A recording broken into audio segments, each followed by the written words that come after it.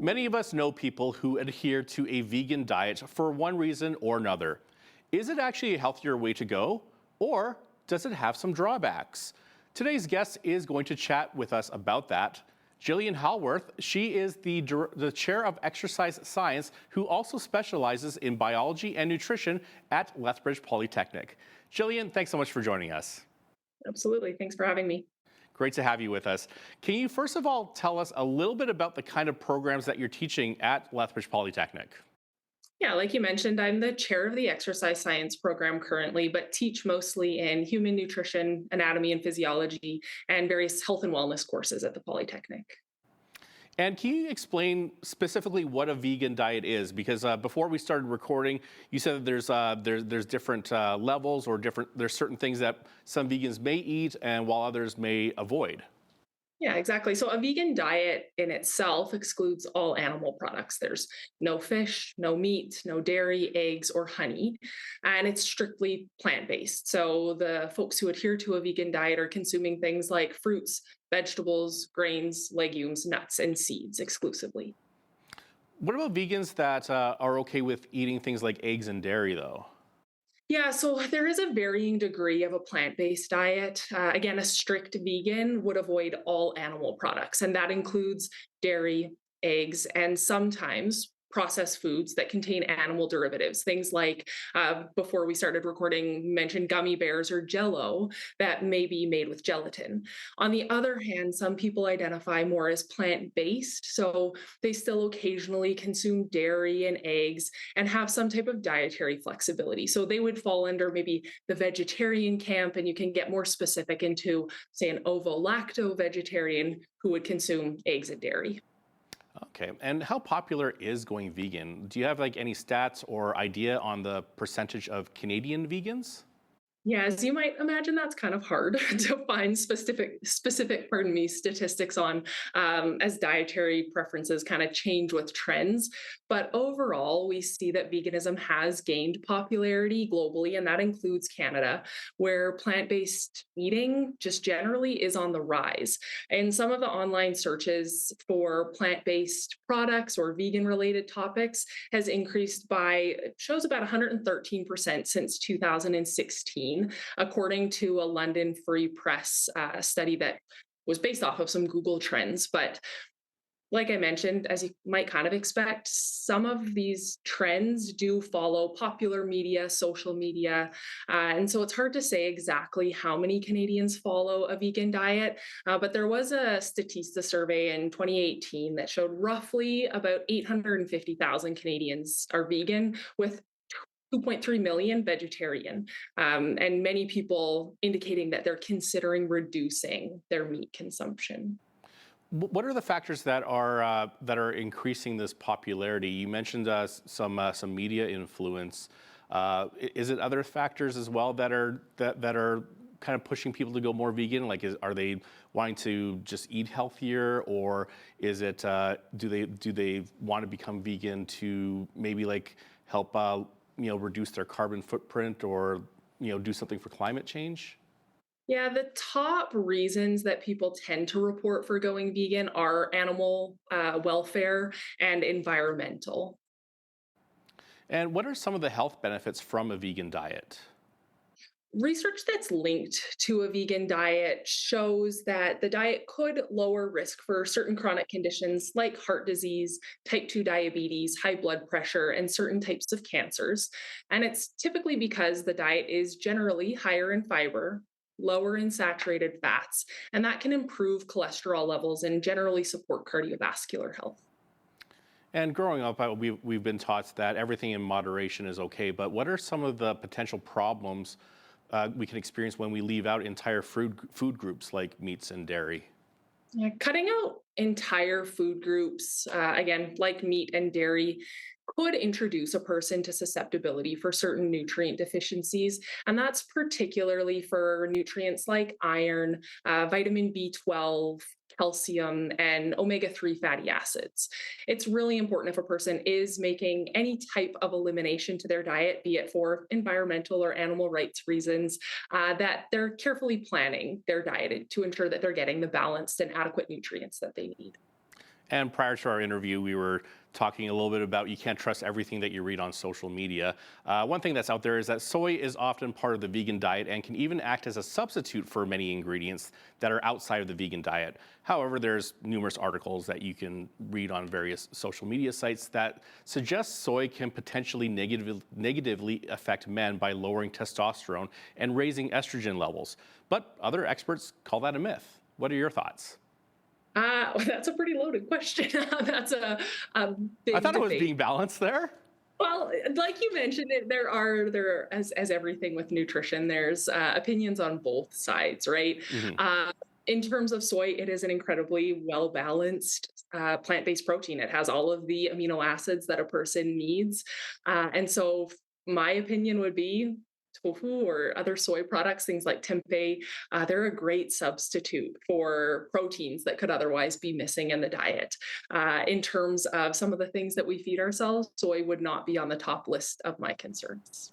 I see. And what types of foods do vegans usually substitute for the missing proteins? We've talked about soy, and which also like tofu, which is soy based. Yeah, so vegans can get protein from a number of different foods: beans, lentils, tofu, tempeh, a product called seitan, quinoa, chickpeas, any of your pulses. And those plant based proteins can quite easily meet the daily requirements when consumed in adequate amounts and ensuring that there's variety. Now you mentioned one ingredient there, seitan. I've never heard of that. What is it? So from my understanding, a wheat product. It's derived from wheat. Interesting. I've never heard of that. I've heard all the others, like the quinoa and all the pulses, and but yeah, that one like caught me off guard because I never heard that one before. Now, That's fair. now I often hear that supplements are necessary with a vegan diet to ensure calcium, minerals, and vitamins are kept at the proper levels.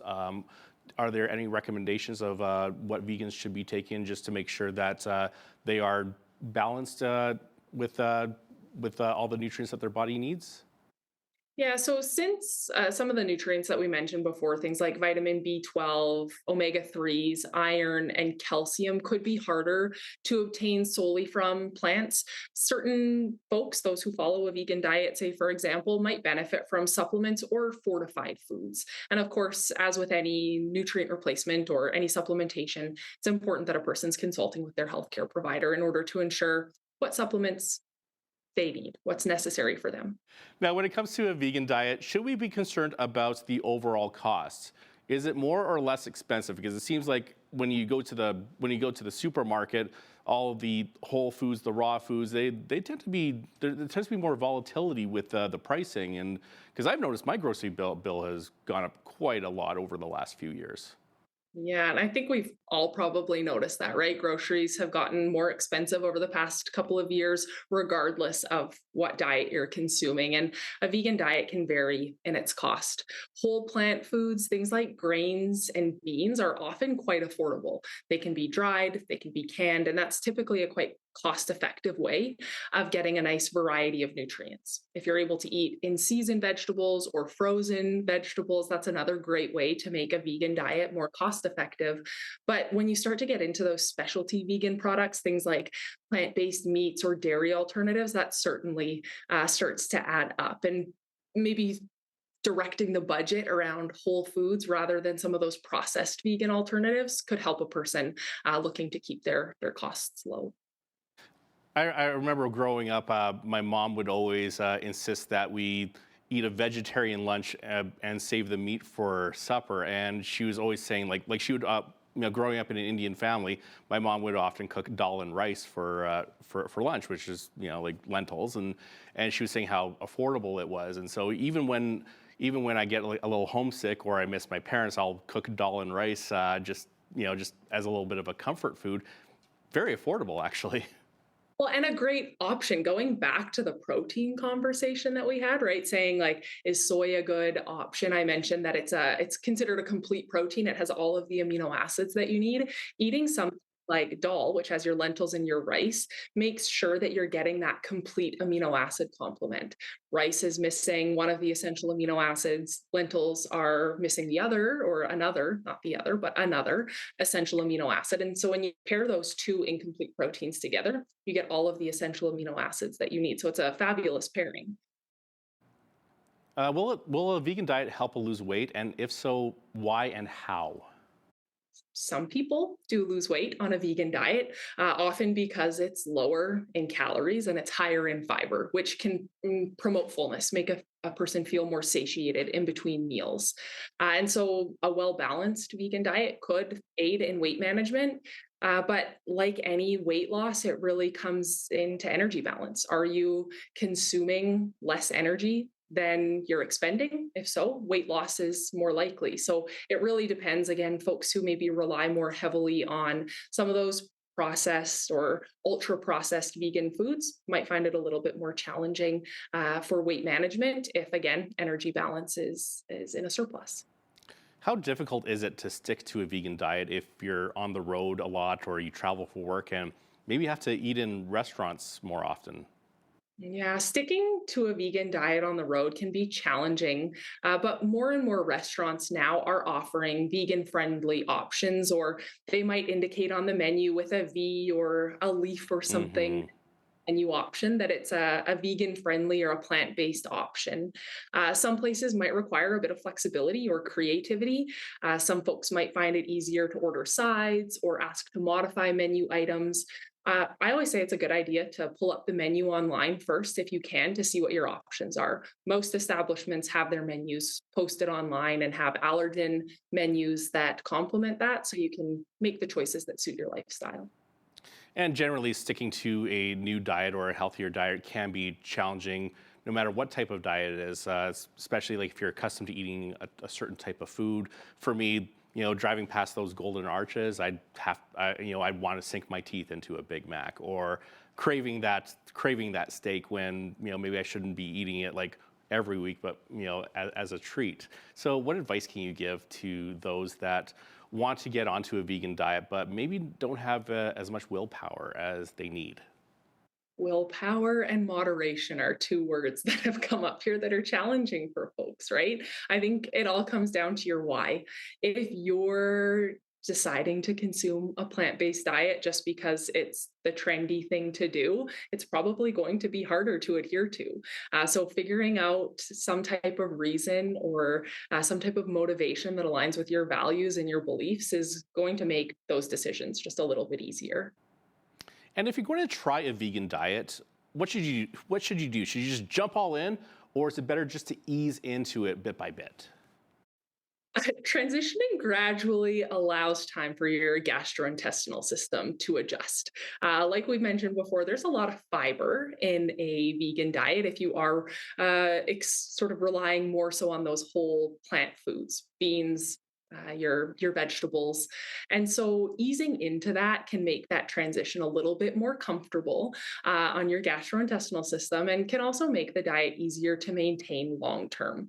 Going all in, of course, is an option, but it can take some extra planning in order to avoid those nutrient gaps and even food fatigue, getting tired of the same things if you're consuming those over and over again. I'd say easy. And a lot of these ingredients that we talked about, these are high fiber ingredients that could potentially be really beneficial for those with diabetes. Can you talk more about that? Yeah, so fiber helps to slow the blood sugar response. So when you're eating a meal that has a good amount of fiber and also has protein, instead of seeing your blood sugar levels spike and then really quickly drop, that fiber helps to slow the absorption of glucose into the bloodstream. And so it is quite beneficial for folks who struggle or are impacted by diabetes, but also folks who aren't, for regulating the blood sugar levels following a meal. Jillian Hallworth is the chair of exercise science, specializing in biology and nutrition at Lethbridge Polytechnic. Jillian, thanks so much for sharing all that information with us today. Jeff, thanks so much for having me.